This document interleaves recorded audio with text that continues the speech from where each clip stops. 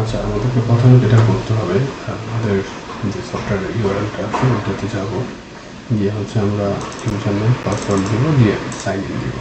Sign in দিলে আমাদের sign in হয়ে যাবে। সাইন ইন হয়ে যাওয়ার পরে আমাদেরকে প্রথম যেটা করতে হবে, মেম্বার অ্যাড করতে হবে। অ্যাজ লাইক আমাদের এখানে জাস্ট গেস্ট আছে, আমরা একটা মেম্বার অ্যাড করি।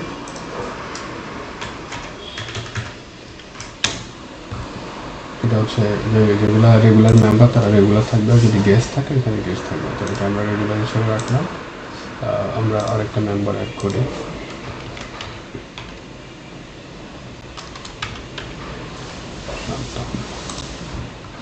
তিনটা মেম্বার।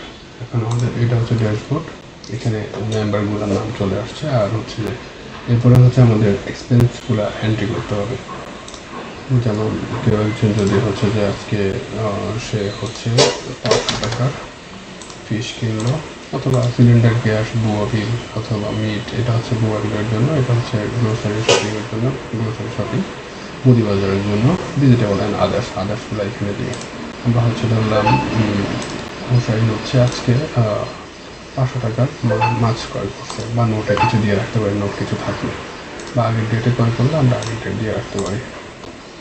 তারপর আরেকটা স্পেন আমরা এখানে এন্ট্রি দিলাম হচ্ছে 300 টাকা হচ্ছে যে মিট, মাংস কিনছে লাইক শান্ত। আচ্ছা, তাহলে আমরা হচ্ছে এক্সপেন্সগুলো এন্ট্রি দিলাম। এরপরে হচ্ছে যেটা আমরা চাইলে অ্যাডভান্সও, কেউ যদি অ্যাডভান্স পেমেন্ট করে রাখবো, অ্যাডভান্স দিয়ে রাখে, আমরা তার হচ্ছে যে অ্যাডভান্স হচ্ছে আমরা দেখাইতে পারি যে সে অ্যাডভান্স দিল 1 তারিখে। পারপাস কিছু লিখলে নেই, অ্যাডভান্স দেখাই।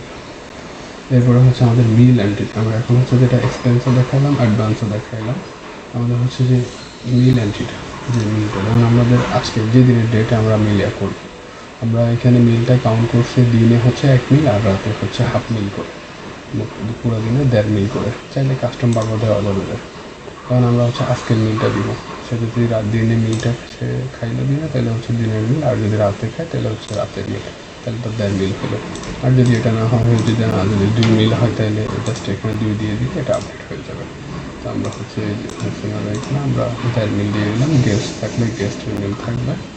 এরপরে এটা হচ্ছে যেটা এইভাবে মিল এন্ট্রি দিব, আর আমাদের সব ক্যালকুলেশনগুলো অটোমেটেড হয়ে কিছু থাকবে।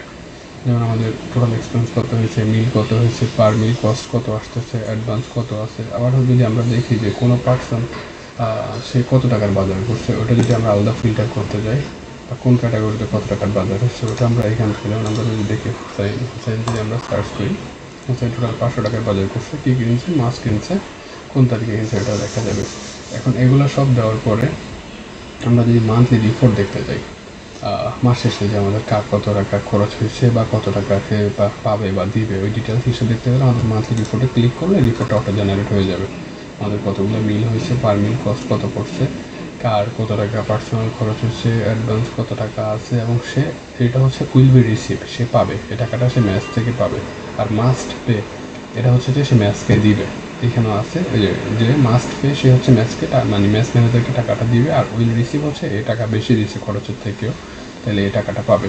আর এখানে টোটাল হিসাবটা দেখাবে, টোটাল এক্সপেন্সটা কত। এরপরে আমরা হচ্ছে যদি কোনো ইউজার অ্যাড করতে চাই, ইউজারকে আমরা এখান থেকে অ্যাড করব।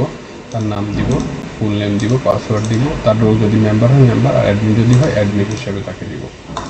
আর এইখানে পাসওয়ার্ড চেঞ্জের বিষয়।